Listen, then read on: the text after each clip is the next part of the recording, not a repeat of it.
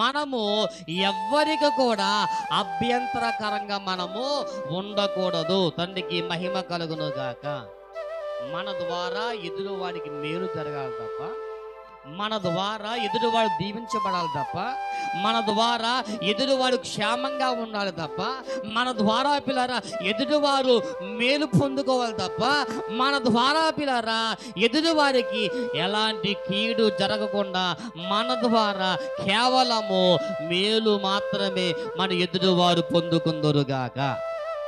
ఆమేన్. హల్లెలూయా, హల్లెలూయా.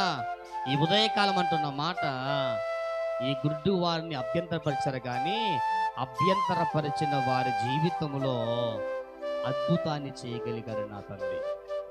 ఆమేన్. హల్లెలూయా. ఒకవేళ మన కుటుంబంలో కొన్ని అభ్యంతరాలు వస్తున్నాయి, పిల్లల పట్ల, భర్త పట్ల, భార్య పట్ల, లేక కుటుంబం పట్ల, ఇరుగు పొరుగు వారి పట్ల మనకు కొన్ని అభ్యంతరాలు వ్యక్తపరుస్తుంటాయి, లేక అభ్యంతరాలు పిల్లరా మనకు వస్తూ ఉంటాయి.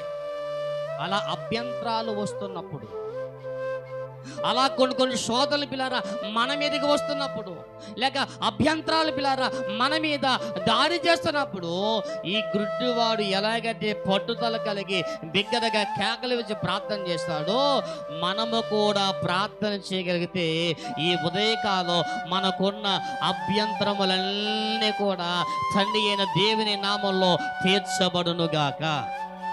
అభ్యంతరములన్నీ తొలగిపోవునుగాక, అడ్డంకులన్నీ తొలగిపోవునుగాక. దేవుడు మన కుటుంబాల్లో అద్భుతాన్ని జరిగించునుగాక.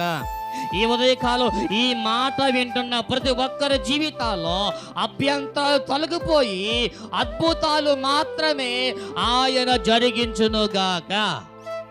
ఆమేన్. హల్లెలూయా, హల్లెలూయా.